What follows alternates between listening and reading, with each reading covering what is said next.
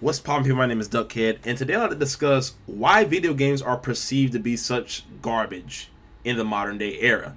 And I'm gonna do all this off the cuff. Like, I haven't researched anything. I don't have any notes. This is just pure off the cuff. Growing up as a gamer, starting playing video games in 2001, 2002 ish with the PlayStation 1, and then all the way up to now where I've started playing with the PlayStation 5. Right. So this is just off the cuff, just pure knowledge as a gamer. And before I do go on a downhill screed about why I do believe video games are so fucking bad today, I do want to be fair. I don't want to just shit on games just for the sake of shitting on games. I want to bring some type of nuanced perspective to this. So, first of all, negativity is bred a lot more easily nowadays. And what I mean by that is, back in the day, where I'll start with where I started, with the PlayStation 1, right? The advent of the PlayStation 1, even the PlayStation 2. When you wanted to see if a game was good or bad, you had to go to some kind of magazine or actually go to some kind of website. Your regular old run-of-the-mill fucking Johnny with a fucking laptop and a microphone and OBS did not have... we didn't have access to that shit back then to like on a large scale that we have nowadays. So everyone couldn't just review games. We had to like rely on people like fucking IGN, Machinima, right? We had to rely on gaming magazines to review games for us, to let us know if they're good or bad.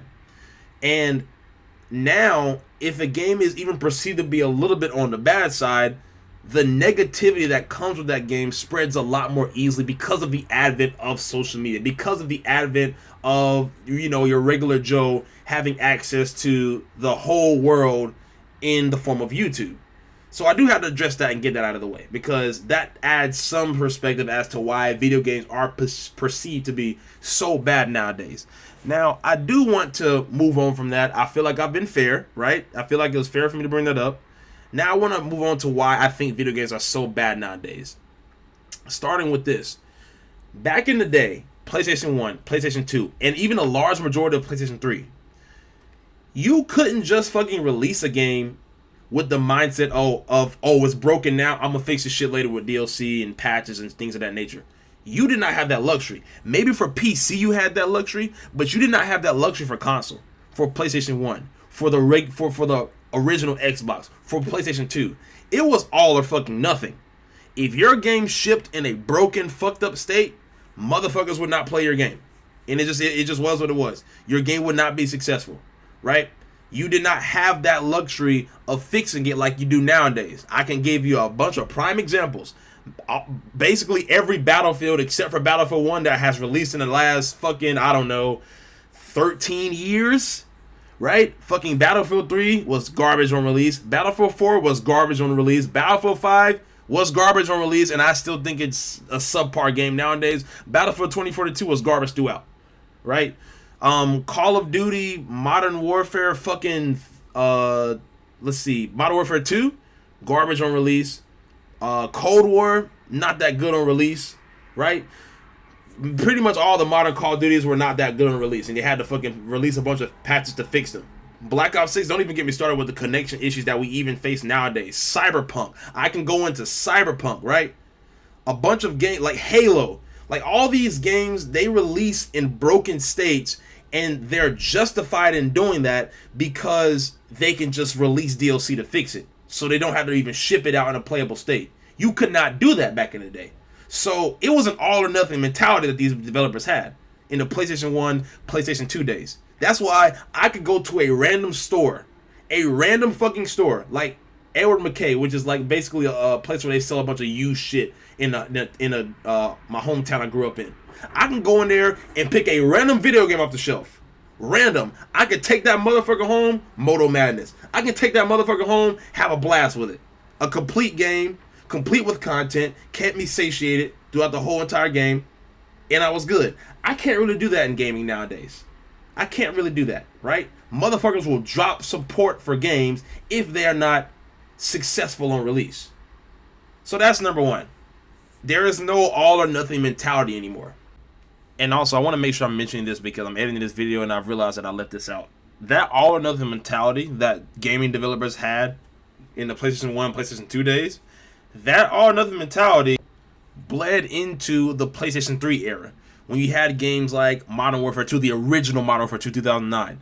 the Call of Duty Modern Warfare. We had games like, Call of Duty Modern Warfare 3. When you had all of the fucking SmackDown versus Raw games. SmackDown versus Raw 2011, 2010, 2009, 2008, 2007, I believe was on the PlayStation 3, or maybe 2008 was the first one. I don't know. I forget. All those games, it was 2008 because the PlayStation 3 came out in 2007. All those games were made with an all or nothing mentality, right? And they're just not like that nowadays. So I don't want to leave that out. That mindset did bleed over into the PlayStation 3, even though those games could be patched. They still had the mindset of, oh, this is all or nothing, because they were the original devs that were developing games for the PlayStation 2, for the PlayStation 1, for the original Xbox, right? Things of that nature, the GameCube, right? Number 2, it seems like the philosophy for keeping gamers satiated nowadays, especially in multiplayer games, is a bunch of skins and predatory design philosophies. For example, with the skins thing, that was popularized. I'd say in about 2015, 2016 is when that shit became ridiculous. With the loot boxes and shit like that. Before then, it was pretty tame, but 2014, 2015 with loot boxes, that shit was fucking terrible then, right? And that philosophy became even worse with the advent of Fortnite, when motherfuckers started adopting battle passes. And it seems like developers nowadays, they just think throwing a bunch of skins and battle passes at us is gonna keep us satiated, and it's not. That doesn't keep me satiated, at least. And I think I can speak for a lot of people when I say that people don't really give a fuck about skins. Like, we just don't. People on a large scale, maybe excluding children, don't give a fuck about skins. They don't. And in terms of the predatory design philosophies, you have people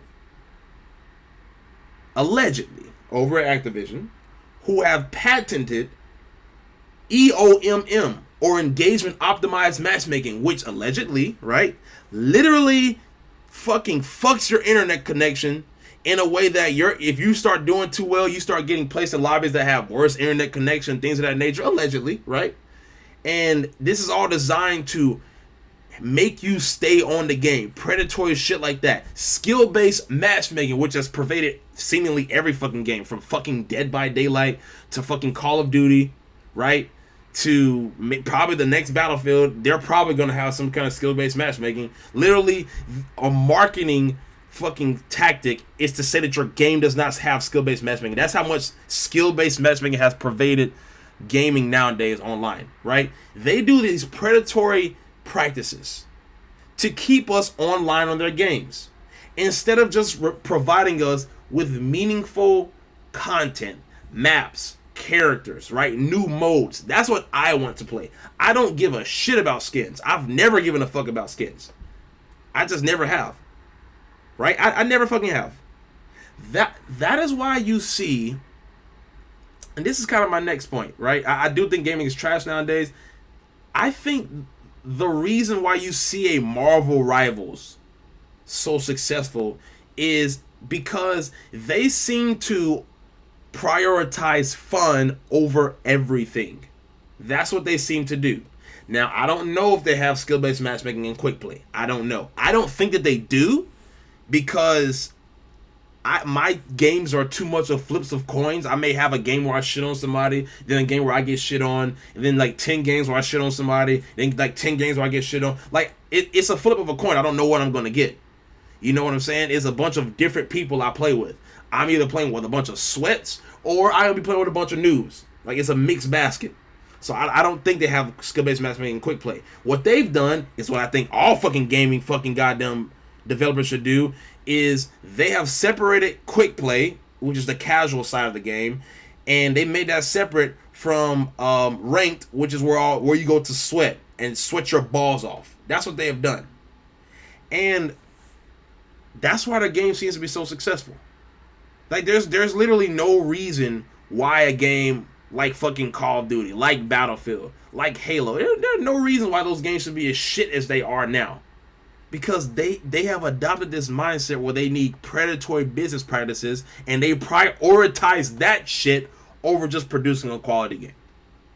So I hope I didn't ramble too much. I hope I really got my thoughts across as to why I think gaming is perceived to be so shit nowadays. And to be fair, it's kind of worse for me because my neck of the woods in terms of gaming has been getting shit on for the past few years. I mean, Call of Duty, I haven't enjoyed that since fucking Black Ops 2. I haven't enjoyed Call of Duty since Black Ops 2. I haven't enjoyed Battlefield since fucking Battlefield 1. Right? That's damn near a decade ago.